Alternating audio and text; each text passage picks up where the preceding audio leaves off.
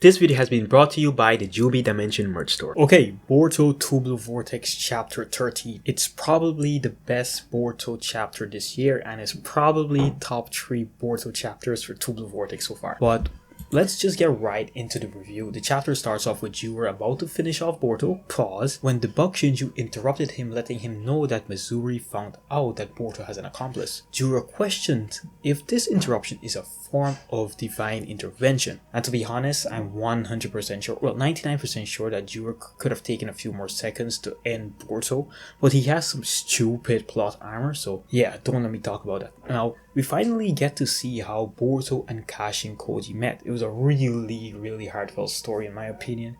But yeah, Boruto was running from the ninjas when he met this talking frog. Well, the talking frog approached him and told him he's going to take him somewhere much safer, which was one of Orochimaru's hideout. And to be honest, I would rather stay right where Boruto was than go to anywhere Orochimaru touched, to be honest, because Orochimaru was on some weird shit back in the day. But yeah, and that's the story of how they met. Now onto the really good stuff. Koji's first question to Boruto was, have you been Uzumaki Boruto from the moment you were born up to now? Boruto asked Koji how he knew about omnipotence, but Koji made a really straight statement. I don't know a whole lot about the ability you call omnipotent, however I do have an appreciation of the results it brought. Now, but then he continues to talk about his life story, which we already know, but he's telling Boruto. He said he was created to draw out Ishiki from Jigen, and that he knew he wasn't able to kill Ishiki, but as he awaited his death, a series of alternate futures displayed, and that he knew the death of Ishiki won't be the end of this misery, and the 10 tails need to be destroyed to achieve. There's one future I would like to make a video about, and it's the one where all Shinjus, including that mysterious one that really looks like Naruto but people are saying it's Shinki. So tell me what you think about that, and what do you think that future holds if it came to pass? Did I say that right? Yeah. Okay, let's continue.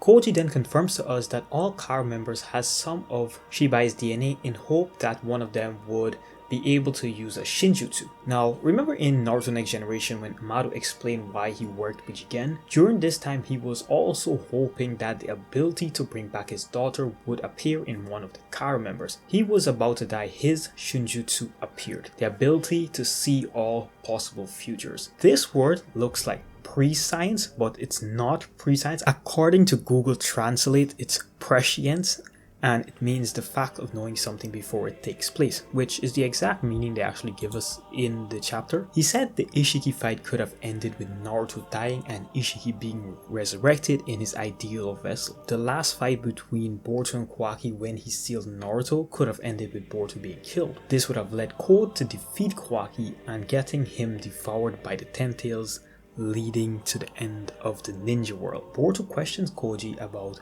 what I assume he's calling fate, like what Momoshiki taunted him about throughout the end of Naruto Next Generation. Aren't things just gonna happen a certain way no matter what? And I believe he's talking about fate. How is seeing the future useful? Koji says it gives you an advantage. He said he will teach the present Boruto the abilities and jutsu that Boruto will eventually learn in the future. This gives him an advantage. Now, Koji continues to tell Boruto about the 10 tails, which we know lost control and became the Shinju. We already know this. Koji then warns Boruto about Juro, who will eventually kill him. Now, do you remember the first page of this chapter when Juro was about to kill Boruto? Is that the moment Koji is talking about? Because if that's the case, then the future has already changed.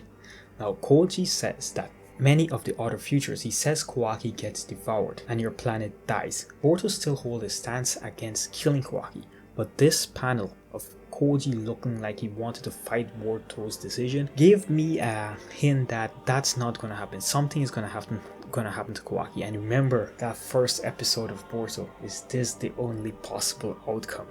Just remember that, right? So yeah, now back to the present. Boruto is lying lifeless. Himawari rushes Sarada and heal her using the Nine Tails power. Now Kawaki orders Konohamaru to place Boruto under arrest.